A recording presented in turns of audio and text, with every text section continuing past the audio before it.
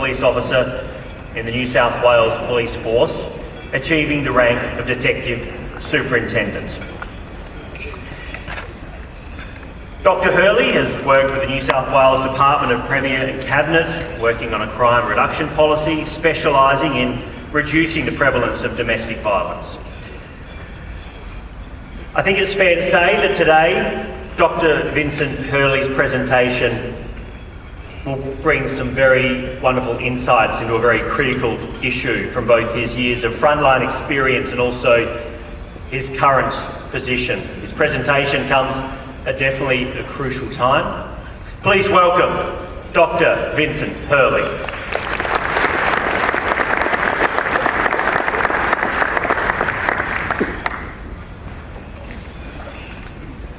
Oh my God, the lights are very bright.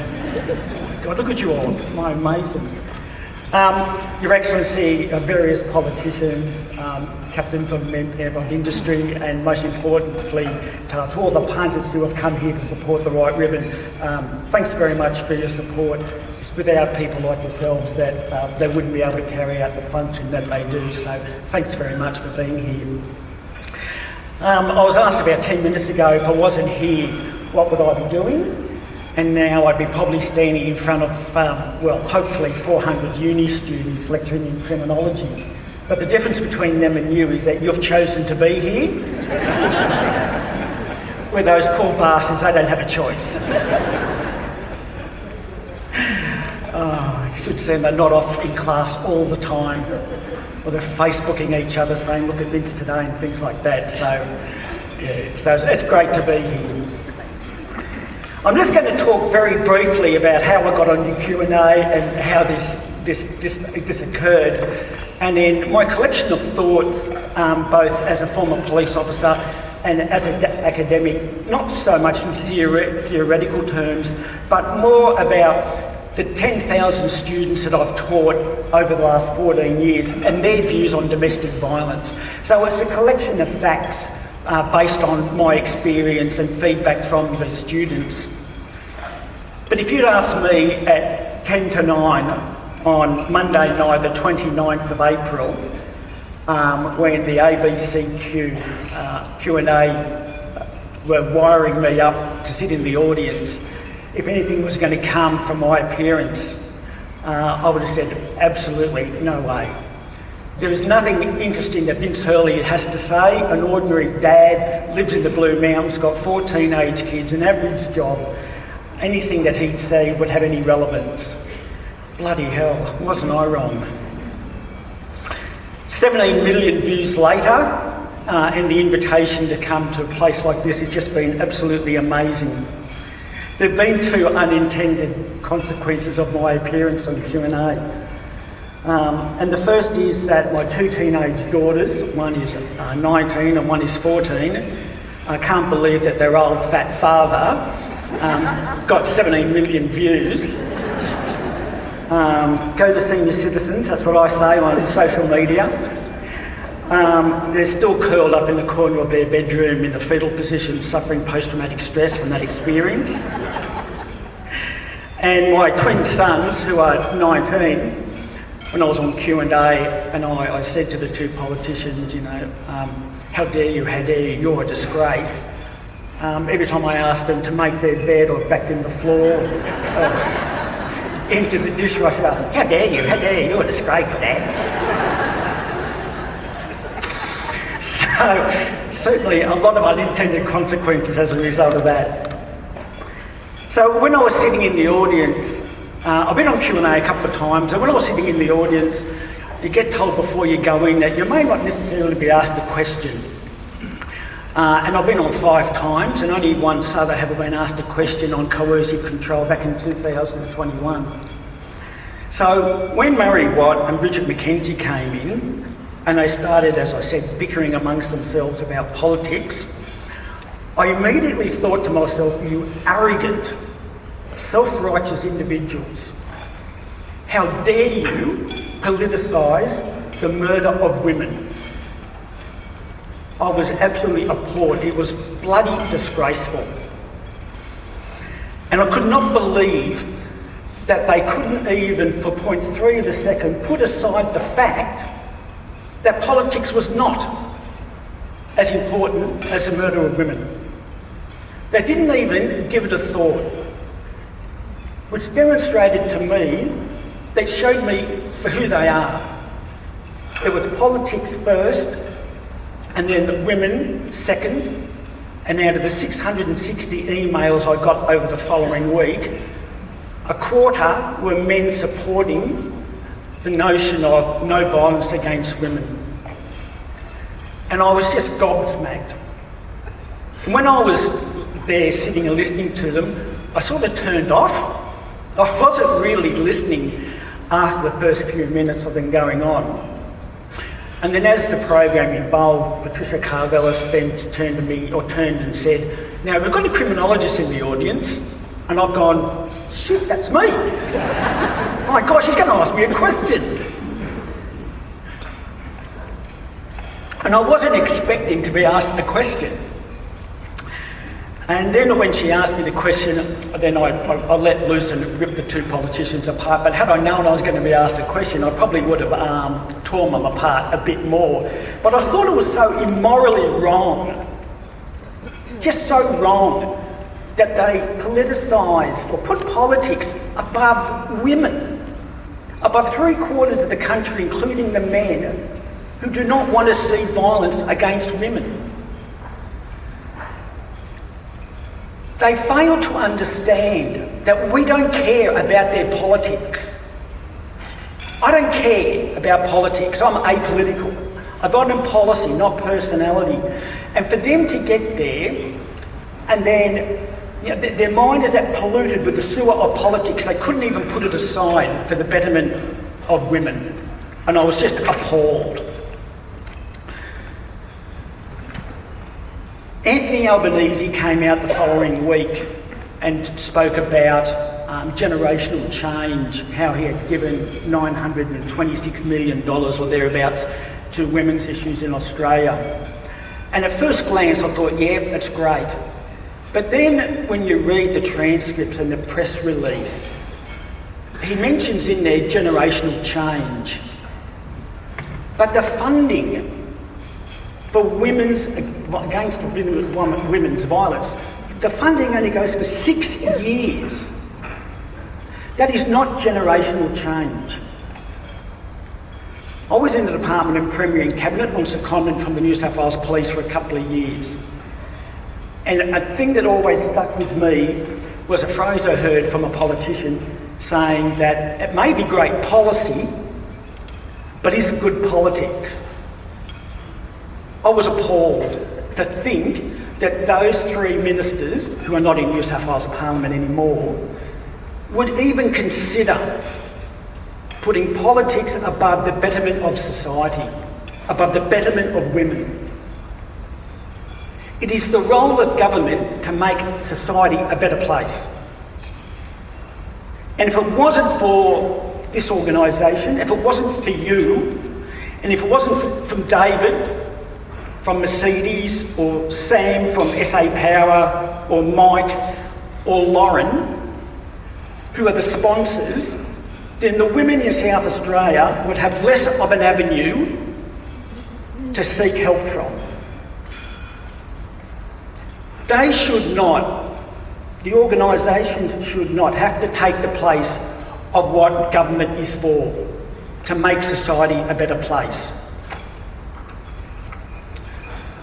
One of the good things that have come out of this, other than my two daughters still suffering post-traumatic stress, is that I've spoken to 1,300 high school students in Sydney between the ages of, say, 15, 16 up to 19 about domestic violence.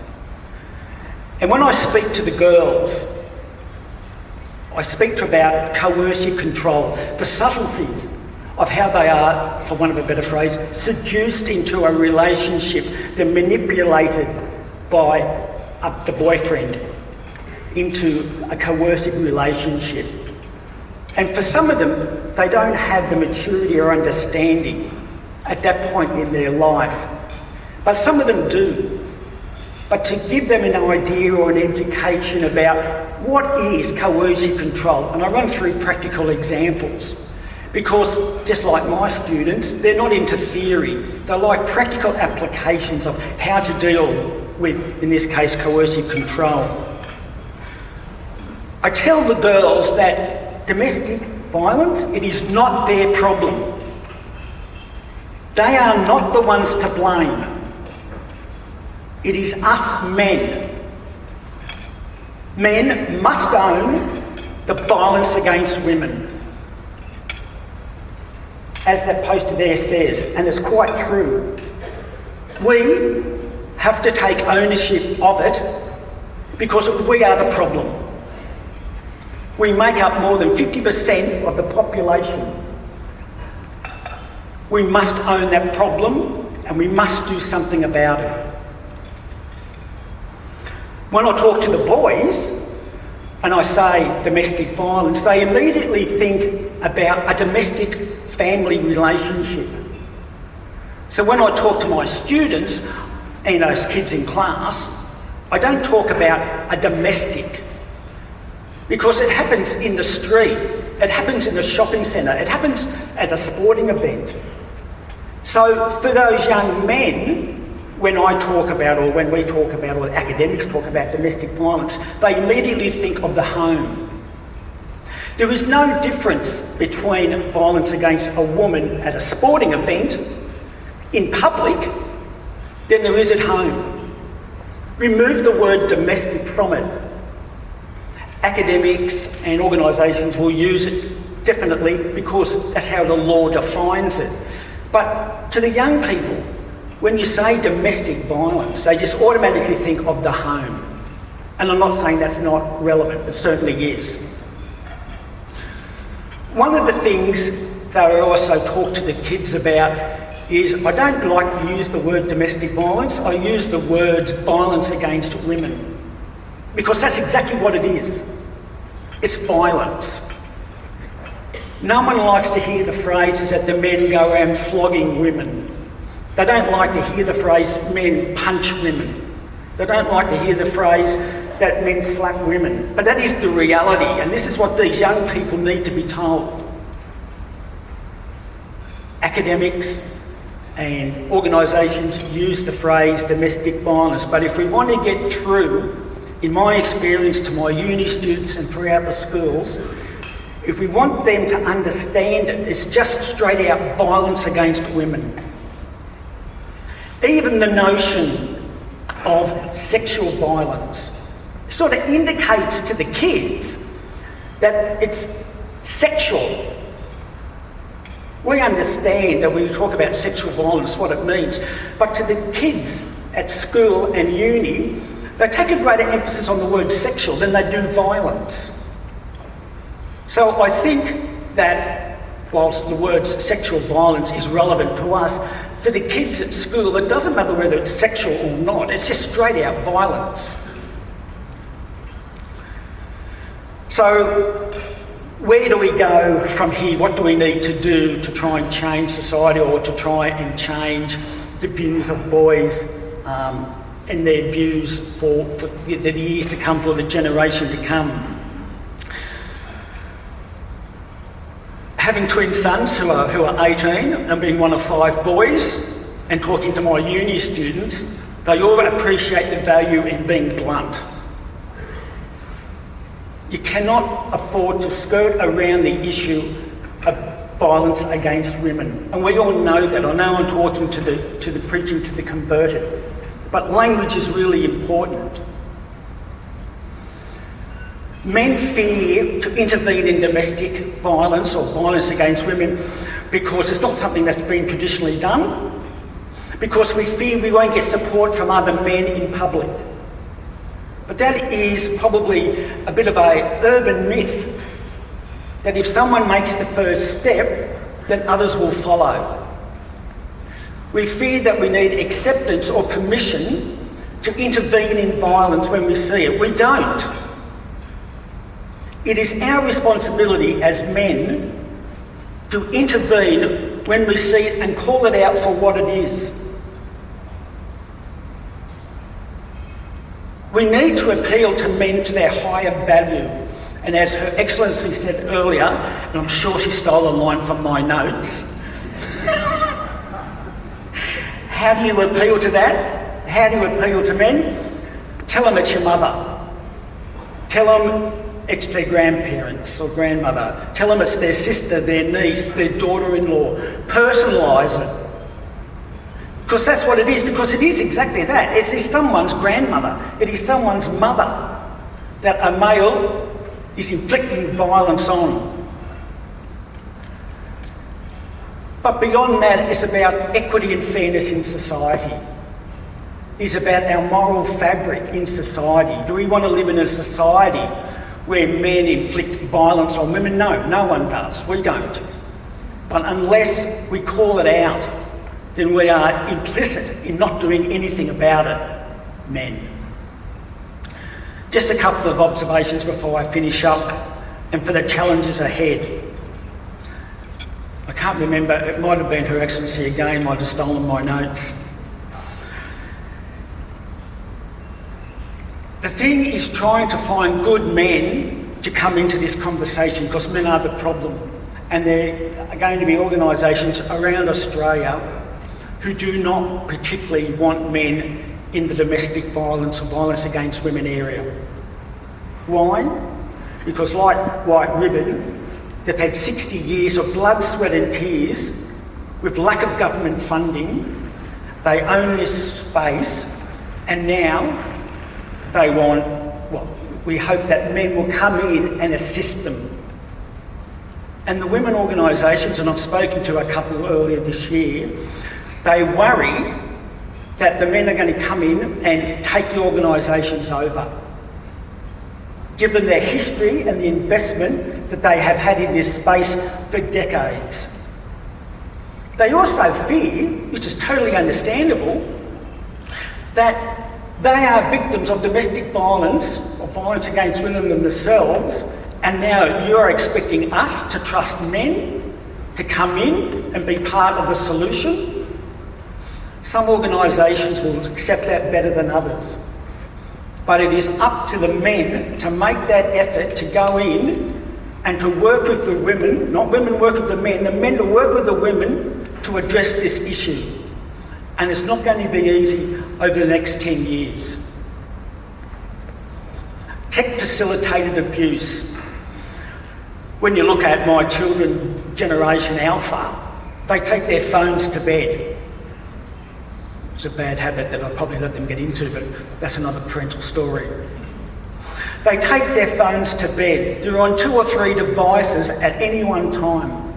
They do not understand at this point in time about the implications of tech-facilitated abuse, stalking, doxing, taking photographs and things like that, how that plays into coercive control. Policing, and as I'm sure the Assistant Deputy Commissioner here will know, is very traditional in the way it deals with crime. Yet technology has superseded policing in so many ways that the police will never be able to keep up with the development of technology. So policing the new frontier of AI and tech-facilitated abuse is going to be a massive challenge for police organisations around the world. And as I said on Q&A, the police cannot arrest their way out of this. The police are dealing with them on the edge. We want the prevention up front. There's been pro-arrest policy in the New South Wales Police when I was in there 40 years ago.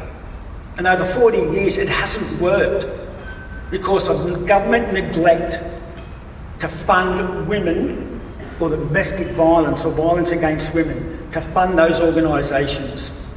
So that $926 million that Anthony Albanese spoke about is just a drop in the ocean. After decades of neoliberal or government decisions that they have made not to fund the sector. Governments have made that decision. We haven't made that decision, they have. So just to finish off, I often wonder to myself, with electronic monitoring of high-risk offenders for domestic violence, I think to myself, if I was in the police still, what would be the impact of me putting an electronic device on a first-time domestic violence offender at the police station then and there? What impact would that have on that individual's psyche? Rather than 12 months later, where a high-risk offender has an electronic bracelet put on their ankle, of which some of them burn them off, of which some of them wrap them in alcohol so they can't retract, of which some of them let the battery run down or don't recharge them because they don't want to be monitored, or they just simply cut it off. Would that help? We'll never probably know in our lifetime because of the amount of resources required, but the psyche that would impact on the individual offender, would that prevent domestic violence and violence against women? I would hope so.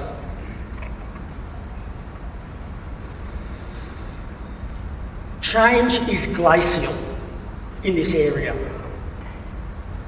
When I think that we haven't come far enough, I look back when I joined the New South Wales Police in 1981 and I've been out of it now for 14 years. The attitudes, we've got no talk or teaching about domestic violence at all, nothing. Now, my daughter is going to join the New South Wales Police, hopefully. She can get out of the corner of the bedroom. They learn victimology. They learn trauma-informed statement taking. So for the police sphere, hopefully it will be better for the victims. Change is also glacial because we are impatient. We want to see domestic violence and violence against women brought to a trickle because we are passionate about it.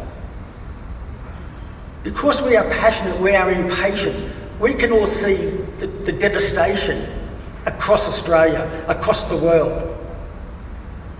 And we get impatient with government because we don't think that they do enough. And I've got to say, in my experience, I don't think they do enough. But we are impatient because we are passionate about it. But when I reflect also on the fact that there's been a lot of change in 40 years, certainly in the New South Wales Police, what also gives me hope is that I Zoom with a woman in the US who is responsible for the state of Washington in training their police about domestic violence. And when I think we haven't, as an organisation, come very far, she told me a couple of weeks ago that when she speaks to the police of Washington State about domestic violence and stalking, a common response to stalking by the police is, well, the women should be flattered. Which is gobsmackingly just unbelievable. I would hate to think that any police organisation in Australia, and certainly not here, but any organisation in Australia, public or private, would have that attitude. I draw hope on the fact that my twin sons and all their friends are good, decent young people. I draw on the fact that most people in society are good. But it's up to us men, and I'm addressing you now individually, if I could see you because the lights are burning my retina out. It is up to us, that's why I wear glasses, I should have worn sunglasses. It is up to us. It is up to us to find a solution to this problem, to change social attitudes. And hopefully over time, that will work. So, Julian and to the organisers, thank you so much for the invitation. I genuinely would never have expected to be here as a result of my blow up on Q&A, as my kids call it. I'm very humbled to be here, and I wish you all the very best in your future endeavours in whatever aspect that is, whether it's been your career or your personal life. So thank you all very much.